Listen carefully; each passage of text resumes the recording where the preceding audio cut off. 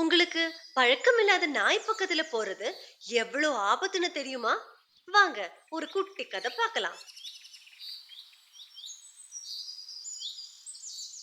வா நிலா, morning walk போலாம். Okay Siva, போலாமே. அப்படி அவங்க மார்னிங் வாக் போலான்னு முடிவு பண்ணிட்டாங்க. லா, லா, லா, லா, லா, லா, லா. ரோடு ஃபுல்லா டிராஃபிக்கா இருக்கே சிவா, பார்த்து நட. அப்படி வாக்கிங் போகும்போது ஒரு பொண்ணு நாயோட வரது பார்த்த சிவாக்கு அந்த நாய் பக்கத்துல போகணும்னு ரொம்ப ஆசை.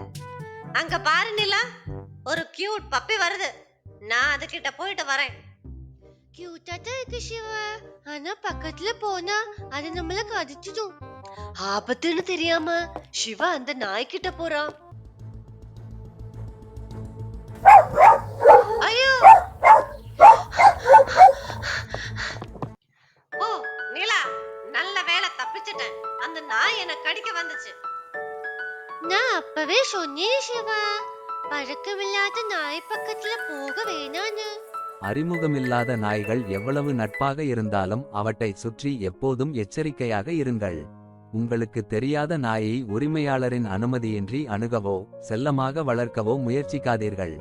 நாய்கள் பயம், ஆச்சரியம் அல்லது அச்சுறுத்தலை உணர்ந்தால் கடிக்கலாம். எனவே அவற்றுக்கு இடம் கொடுப்பது முக்கியம். ஒரு நாய் குரைக்க அல்லது குரைக்க ஆரம்பித்தால் அமைதியாக இருங்கள் மற்றும் திடீர் அசைவுகளை செய்யாமல் மெதுவாக பின்வாங்கவும்.